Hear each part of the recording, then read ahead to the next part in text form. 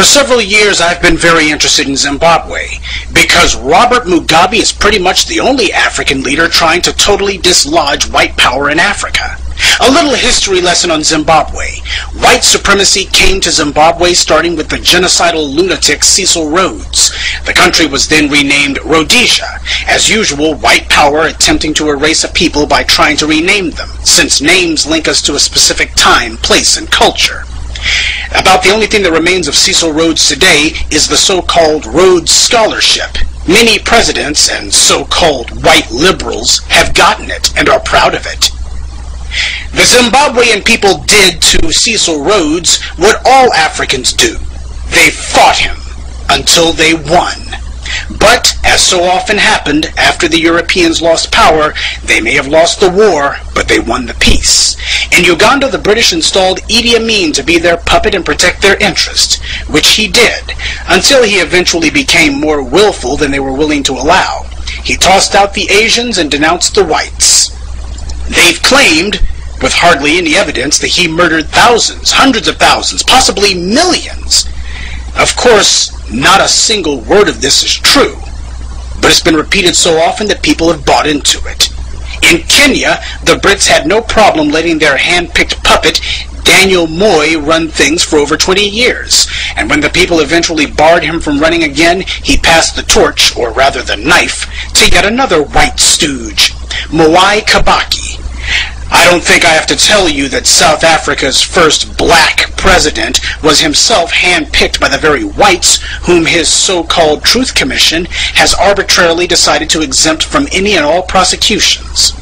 Anyway, Robert Mugabe was a good little white boy for a while, doing as he was told, securing and protecting white interests. He killed anyone who threatened his rule, and the Brits had no problem with it. After all, he didn't touch the land they had stolen, nor was he interfering with their stealing Zimbabwe's minerals. They loved Mugabe back then. Ah, but they're singing a different song now. To hear the good white folks tell the story today, they sound like the police chief in the movie Casablanca, simply shocked to learn that Mugabe had committed ghastly acts of violence against people back when they were giving him praise and adulation.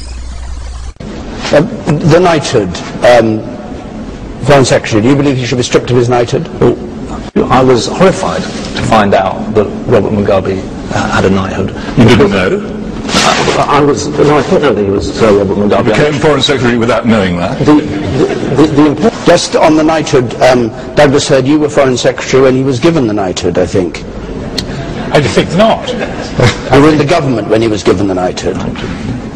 94? What were you in 94? I was Foreign Secretary. That was when he was given his knighthood. But not by the. Well, I must plead total amnesia, not by me, and not, I think, by the British government. But who else can give him a knighthood except the British government? I simply do not know the answer to that. But what I was going to raise was that he was known when he got that knighthood, whoever gave it to him, the British government, or I don't think of any other government that could give it to him, it was known already by then that he'd massacred 20,000 people in Matabeleland with North Korean trained armies in the 80s. Why was he ever given a knighthood? He hosted a Commonwealth conference, and conceivably it might have been in recognition of that. The Queen went there. He was, I don't say in good standing, he was a member of the Commonwealth alongside a lot of other people whom we disapproved of. Of course you did. That's right. Robert Mugabe is actually Sir Robert Mugabe, a knight of the British Empire. So, if Mugabe was a loyal wannabe white boy, what changed? Under immense pressure from the African people, he eventually became dissatisfied with being the whites' lackey and decided to start taking back his people's land. This is where the British and the Americans declared war on him. The main cheerleaders against Mugabe has been the BBC, the British news outlet through whom the world has gotten its news about Zimbabwe for the last 30 years. They've accused him of everything but the Jewish Holocaust. Until Mugabe started reclaiming the land, that same BBC wrote nothing but glowing reports about him for over 25 years. But the instant he started taking back the land, they've had nothing but scorn. In order to make it clear how evil Mugabe is, the white media decided to manufacture a hero in their little drama. They chose the MDC, the so-called Movement for Democratic Change. The MDC was started in the late 1990s, back when Mugabe was still carrying water for the whites. The MDC didn't want whites out of power. They just wanted the money the whites had been giving to Mugabe to be given to them instead. The whites at first ignored the MDC, and the MDC couldn't get their candidates elected dog catcher. They had no money and no media support. But when Mugabe started reclaiming the land for his people, all of a sudden the whites started pumping cash into the MDC like crazy. The BBC decided these guys would be presented to the world as heroes fighting against an evil dictator. Of course, they never tell anyone that the only thing the MDC is fighting for is for whites to keep the land they've stolen. No economic policy, no agricultural policy, no educational policies. The MDC's entire political platform can be summed up in 7 words. Don't touch the land the whites stole. Mugabe is called a racist, but the BBC never once has shown the world just who the men who run the MDC are. Men like Ian Kay, a domestic terrorist charged with numerous counts of inciting violence. And this guy is a member of the MDC and is now a Zimbabwean parliamentarian. In a country where whites are only 1% of the population, how is it possible that this guy can be a member of the parliament? Because he's one of the racist white thugs who was running the place during colonialism. He's used the money he stole to engineer a place for himself in the government of a country he shouldn't even be in. Idiots like Morgan Chirangi are only puppets. It's bastards like Kay who actually run the MDC. Chirangi does what they say. But back to the whites' PR war against Mugabe last year. Realizing they couldn't pull in Iraq and gin up a quickie excuse to invade, because everyone would recognize it as recolonization, the whites in London decided to take out sanctions instead. And when that didn't work, they asked the US to do the same.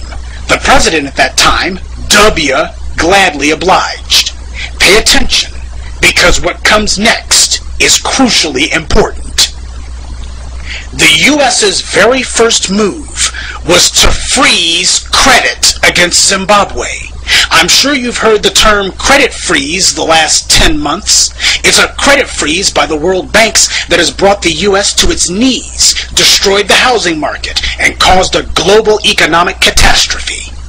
I highlight that so you can understand how important credit is to a national economy, even the US's.